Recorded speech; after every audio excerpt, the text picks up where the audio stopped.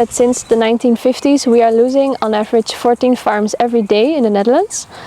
And that's here, but it's going worldwide like that. And this is not because of a lack of education or a lack of technique or a lack of infrastructure, because in the Netherlands we have that all, but it's really about the financial situation, the fact that prices are going up. If I want to buy 1 hectare of land, it cost me around 80,000 euros in the Netherlands, and our income is so low. So yeah, it's getting more and more difficult to make a living as a farmer.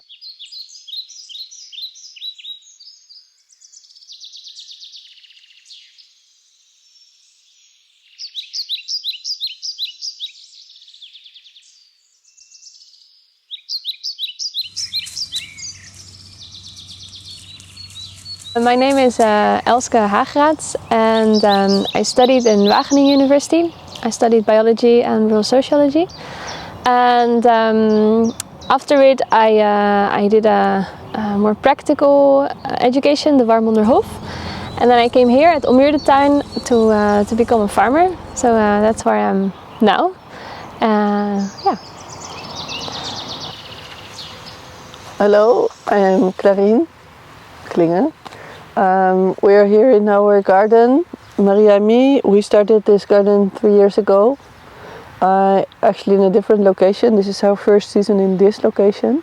It's a CSA initiative where consumers are participants. We have 100 people now who harvest their own vegetables, and they pay for the whole year, so they participate in the farm.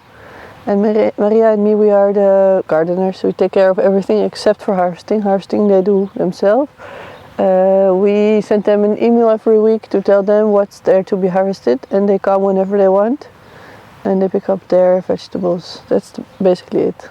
It has always been clear that it was going to be a CSA farm or a pick your own vegetable farm, because for me it's a waste of, for me it's the only way to do it, without any value chain, anyone in between me and the consumers, and also because I want consumers to actively take responsibility for sustainable agriculture. That's how it started. Hi, I'm Maria van Manen. I'm a gardener at the Self Harvest Garden, the CSA, in Ede. It's about 7,000 square meter, not so big, and we grow vegetables for people to harvest themselves. That I can define our way of farming as farming with nature, and constantly learning new things about it, and trying to not get too fixed in methods. Because we know so little about nature, actually we have to learn it again. I'm Esther Kouder, and I'm a gardener, organic gardener or agroecological gardener, and I started in this garden, the Ommuurdetuin, the walled garden, because it has a nice wall, 22 years ago.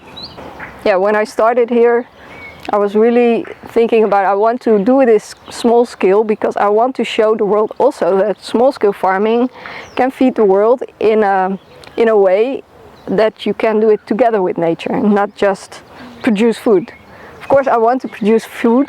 I really like to feed as many people as possible, but not at the cost of anything.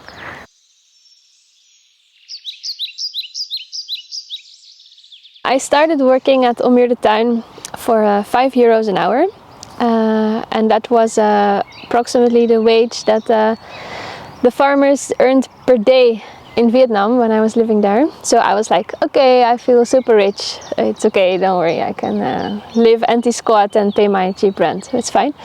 And slowly we earned even a little bit more, but yeah, we are still at approximately half of the minimum wage.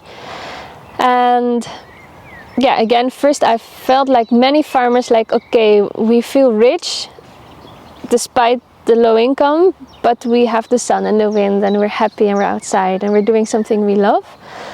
But I also saw over time, after years, that having a little income means that you have to work 60 hours because you don't have the money to pay, for example, another gardener, or to pay someone who's doing your administration, or to pay someone who's doing your website, you know, all these side things. And then next to that, you're running a household, so you're working 60 hours paid and maybe 20 hours unpaid, so it's a lot of hours. And I see many of my colleagues who are doing such wonderful jobs. They start amazing projects. They are working on food sovereignty. They are growing food without any chemical, without poison, without artificial manure.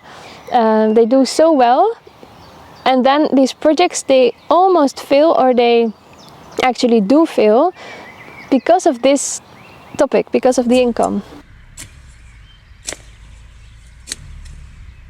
It's like a growing consciousness that is started a long time ago, of course, but it started with working really hard and noticing that you didn't get an income actually, and wondering how that's possible, because you just sell all the stuff to the shops and you get so little that it's not possible to make a living out of it.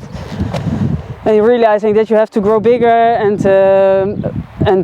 grow more of the same, and have more machines and more fuel in inputs to make the living. So that's the first thing that you go. A lot of farmers go in agriculture. New farmers go in agriculture and think, oh, it's nice, and then they afterwards they notice that you can't live off it, and then or you quit. Either you quit or you go on and don't know what to do actually. It's like so there that started. Just starting with agriculture, then it starts actually this consciousness about that the system is not fair actually. Speaking a little bit to the financial side of things, through this documentary we're hoping to share a message about valuing the work of farmers, and farming as a human skill, and more specifically speaking, the solidarity payments. Why do you think that this is an important message to share? It is an important message because it is the negative income for farmers is not an unplanned negative output from a system in which we made a failure. It is a prerequisite for the system to function. Capitalism doesn't work without inequality, and the farmer is the business model. The farmer is not the one that needs to grow things. The farmer is the business model. And what we do in the Western world is that we almost spend, let's say, maximum 10% of our income on food. So it's not a matter of that we don't have the money. It is a matter of the fact that we created an agricultural system in which the farmer is not supposed to have a decent income. And there the farmer should stop and protest, and we should support them and pay them more. Because now the 90% we spend on all these beautiful things we don't need, as the Dalai Lama said, and we can simply pay 5% more of our income for food, and everybody has a good living. So this is capitalism in its raw essence. The farmer is the farmer's income is the prerequisite to grow the system, because the money is not made in farming, the money is made on the inputs and the chemicals and the fertilizers. That's why we are in such a sick system.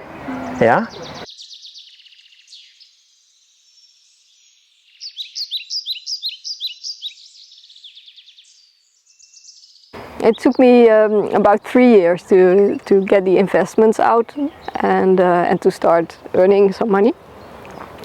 And after 7 years, I really had a full income from it, which was a small income. And I think the income part is what really changed the last years, which was great, because I was so stuck actually in thinking just like shops, like, okay, you give money and this is the worth of it in vegetables is this. So if somebody gives me money, I really have to give this amount of vegetables, because like it's the price in the supermarkets, So we pay a lot of taxes with which the government is cleaning our waters, doing all kinds of nature conservation programs, and we are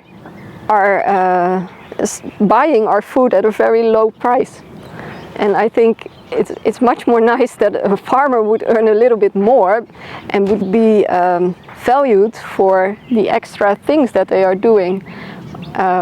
And I think the idealistic part of it was that I thought when I started that it was right to think in the way that I should add something to the landscape and to nature and to the world.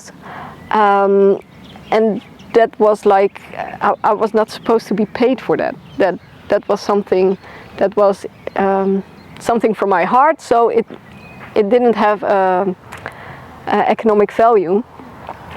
And I think the last years they opened my eyes that it is not sustainable if I live on a very small income, and I can't afford to have anyone work here and take some free time. That this is in the end not a sustainable thing, that I would somewhere succumb to my garden. And I think that at that moment that I really thought like, okay, I need to take care of myself too, and this means that I need to have some more income. I was really happy that my associate said like, well, you could just ask more money.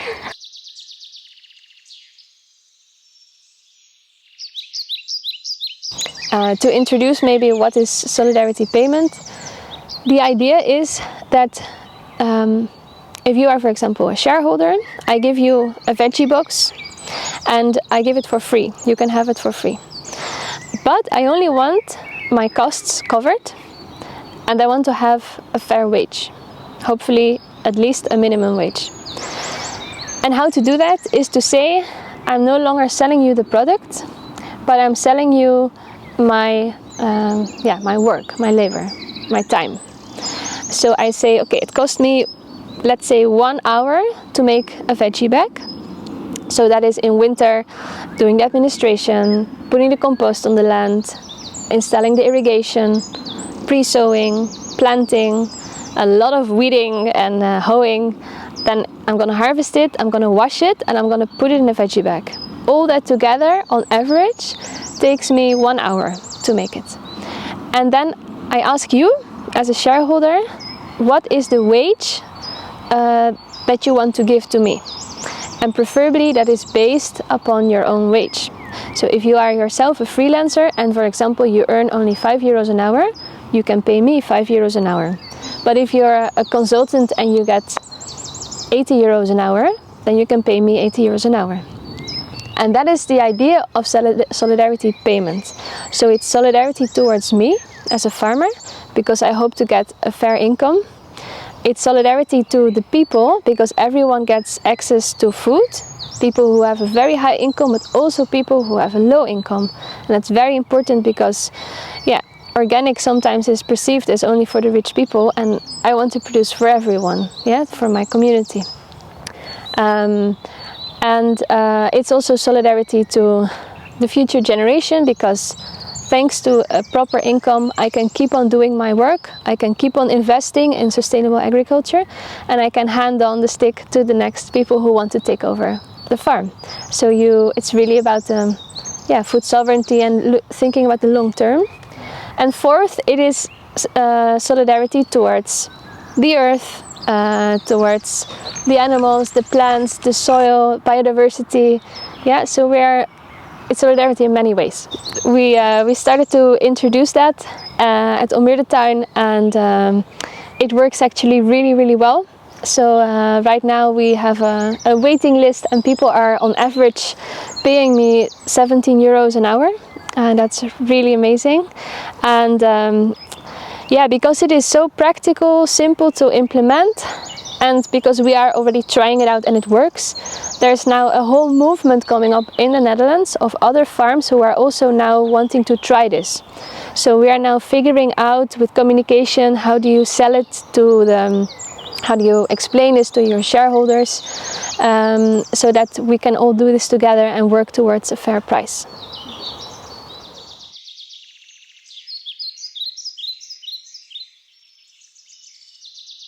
Yeah, so we have a CSA farm where consumers participate, and the CSA network in the Netherlands, they have the definition that CSA means people commit for 1 season to a farm, but we want more than that. We want farming to be inclusive, so that people with less income also have access to clean food, and also we want in the end for the farmer to have an income that he or she can make a living out of farming. So those are the goals: to be inclusive, to be solidaire in terms of for consumers, so that poor people can have access and that richer people pay more. People who can afford more, that they can pay more, and that farmers can have their hours more or less compensated for their work financially, or that farmers can do the work without going too tired, or that farmers can do their work and pay their rent, you know, that more or less like that. So now, as a sort of temporary solution, we have the scale model. So we have, if you pay us 245 euros per share, per adult equivalent per share in harvest, 245, we make 9 euros per hour. And if you pay us 345, we make 12 euros an hour. And now we got a criticism from Elske and also from Maria. We shouldn't put 12 euros an hour in the maximum. That's strange, because it should be in the minimum. You know, so there's still a long way to go. But and also, of course, the calculations. I mean, what do you base it on, and how is it exactly, and what do you spend the hours on? So we promised in a meeting that this year we will be more precise in registering our hours. And I learned yesterday from Maria that she's actually writing also what she does. I thought we had to register how many hours we work, but she's also writing, today I hoed for 3 hours in the fennel. Okay, so yeah, so it's nice to be able to share more to the people, and we will see what comes out of it. But for me, I'm really happy that I feel supported and that people understand that there is a challenge. And that's enough, you know, that's what it is about. And then we can work together and we find solutions, and then we'll figure it out together with the participants. It depends, of course, on every individual has different relation to Excel files, for example, or to money. This is, of course, it's very different per person. But the transparency, like, look, we have dilemmas. Look, we are farmers, but we don't know how to solve this issue. That's something valuable, and that really encourages people to really take responsibility and participate also in terms of building the community and the farm. I enjoyed really much the work, and I enjoyed really much the landscape that we made, and I thought it was a pity that I was the only one that saw it actually. And then I quit, and I thought, well, when I start again, I want to do it more with the people and not only sell vegetables, but also all the other stuff that we make actually. So that's what we do now in Ede, so in the city or near the city, and we don't really sell the vegetables. I learned that it's not selling what you make, but it's making actually possible to do this kind of agriculture. So people enjoy the landscape like I enjoyed it on my own before. And yeah, and people learn a lot about agriculture, and it's actually easier for us to make an earning in an hour wage, a normal hour wage. We are working on that, but it's more easy and it's more nice to share it with all those people that come and harvest, and so we share it with them, and that's well, that's the thing.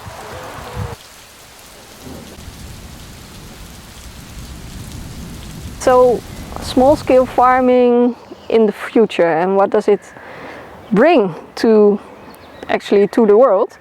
I think to mankind, it really means a new connection to the land, because a lot of people, they live in villages, in cities, and they don't know anymore how the food was grown that their parents used to grow in the backyard, or a bit more big scale as a farmer. So I think small scale farming is much more approachable than like a big scale farm, because people can see on a small area a lot of different things, so they keep interested, because if you just see fields and fields of one thing, it's not so interesting. But I also think it's going to be really important for us that biodiversity is much more, how do you say, gewaarborgd in small scale farming. Because on a small area you have different crops, which means you also have different soil life, you have different insect life, you have different factors that really involve nature at one place, and this makes a more robust system. So if you are just growing one crop, it's much easier that you get a bad harvest because something goes wrong, because then a whole field goes wrong. While if you are here and something goes wrong, there's something else next to that which will balance it out. It's what I really love about working together with nature, is that like the wisdom in nature, it's so much bigger than the knowledge that we have gained, and the knowledge during all these years of universities and agricultural expanse and everything, that we just know a little bit of it. And nature itself, it's in balance, it just gives and takes, and with that it's like the biggest master to learn from, and that's also what I'm trying. Yeah, agriculture on a human scale, call it small scale, or call it a human scale, where we can, still walk outdoors and really see and feel the plants instead of being from a distance from a GPS tractor. Nothing against GPS tractors, but it's about the connection that I want farmers and consumers to make with the plants and the animals and the soil. So agriculture on the human scale, it's a big opportunity, I think, for reconnecting with many issues that we face. So for example, we are losing biodiversity, we only have 20% left. We should save it, and I think it can be done through agriculture. Sequestering carbon in the soil, I think it can be done through agriculture. So it's not, I see it as a great opportunity for many current issues that we have at the moment in society. So if we look at it that way, if we see agriculture as biodiversity, if we say agriculture without using herbicides and pesticides is nature, for me the distinction that we have in the Netherlands between agriculture and nature is stupid. It should be every agriculture without herbicides and pesticides should be considered nature, according to me. So if we look at it that way, if we see it as an opportunity to actually facilitate biodiversity to flourish, then it's going to be something nice, and then we open a whole range of opportunities, I think. Yeah.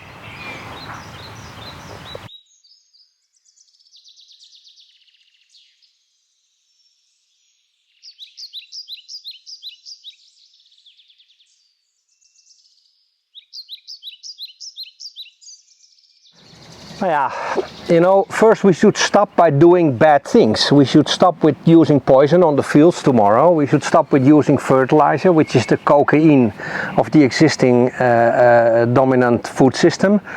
We should stop with globalization of endless raw materials over the world, and also dare to live within the regional circumstances that we have strawberries here for 6 weeks and the rest of the year not. So it's a complete redesign and a complete redefinition of what food is. And I also think in the West we are completely lost with what is food. It's completely ridiculous that all the young people are eating eating in the morning avocado with goat cheese and vegan whatever. I think it is all made too complicated. We should go and make food simple. It's like Michael Pollan explains in his world, if your great grandmother doesn't recognize it as food, don't eat it. It's very simple. So let's go back to simple, and let's go back to simple food in as close by, easily growable, easily accessible, and eat what fits your surroundings.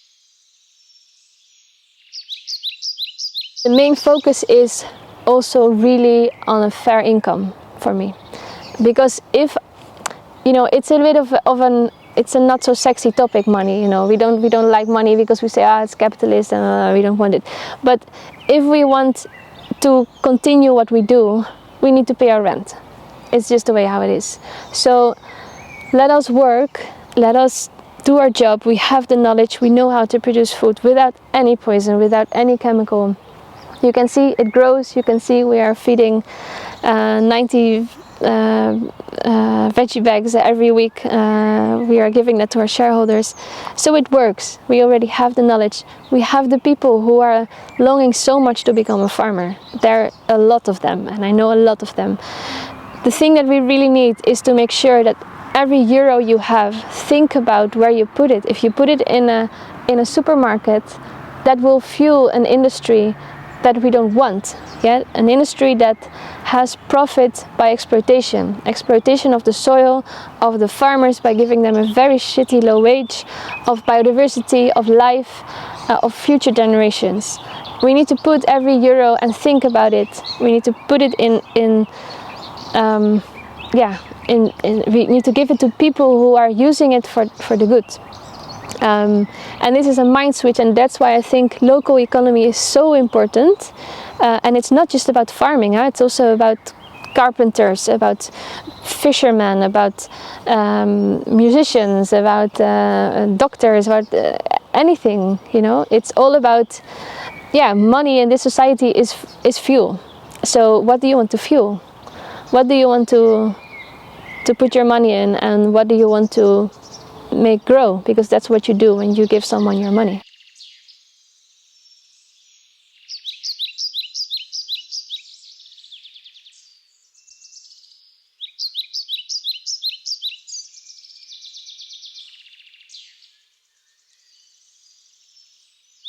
We are reaching the last chapter, and that means that these settings are the settings for the future.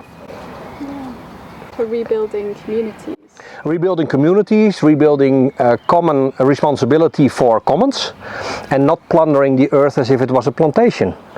And that's perhaps the most easy answer on the most difficult question. How would you like to treat your ecosystem? Well, just as you want to be treated as a human being.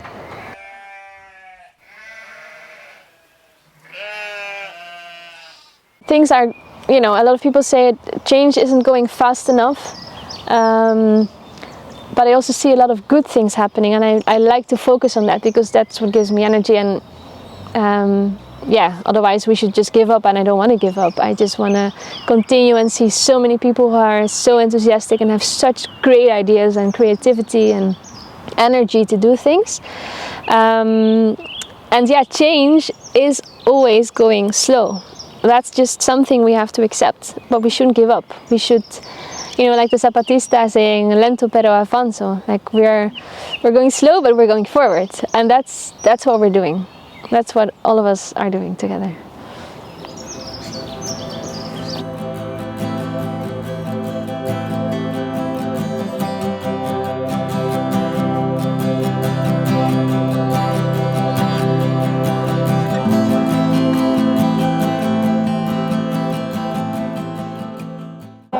Thinking about how many avocados I've had for breakfast. Yeah. This past year. Yeah. To find an equivalent. It's a good one. It resonates. The avocado breakfast resonates. In your. That's good. I see that with mine.